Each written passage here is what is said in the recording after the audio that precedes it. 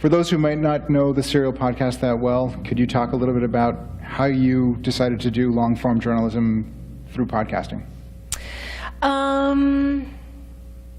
No. No? No, I can. Yes, I can. No, I feel like, well, it's funny, like, I never thought about that I made a decision to do long-form journalism, but I guess that is really long.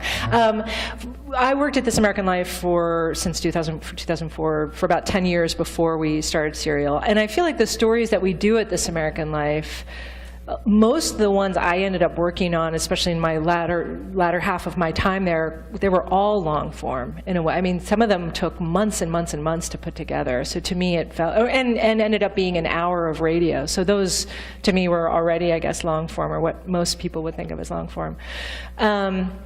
For Serial, what happened was that do you want like the short version or the longer version? Well, you know, how did the this long happen? form version? The long form or version. Or the daily? Is it going to be 10 hours? Because we don't have 10 hours. But and then I won't tell you the answer in the end. Okay.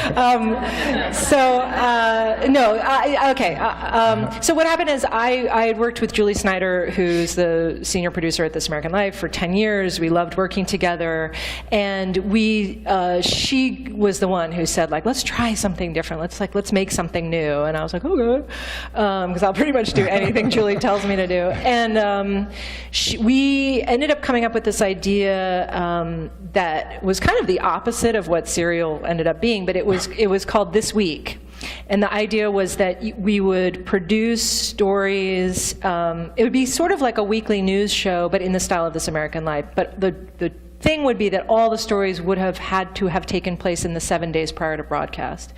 And we tried a couple of them, and we loved it, and we loved the adrenaline of it, and we covered, like the first one we did, it was the week like Osama bin Laden was killed, and so like we covered that in our way, and then also like Julie's daughter learned to ride a bike, and we covered that, so it was this interesting mix of stuff, and we really loved it, and so we presented that to the staff of This American Life of like, okay, here's our new project, and everyone was like, like it really, no one had any enthusiasm for it, and but we sort of kept going anyway, and we were like, we're gonna make this a thing, it's okay, and months went by, and we made another one, and then finally I was on the phone with Ira Glass, my boss, and he said, look, if you and Julie want to do the This Week thing, like, all right, fine, like let's just, I'll support you, like, do it.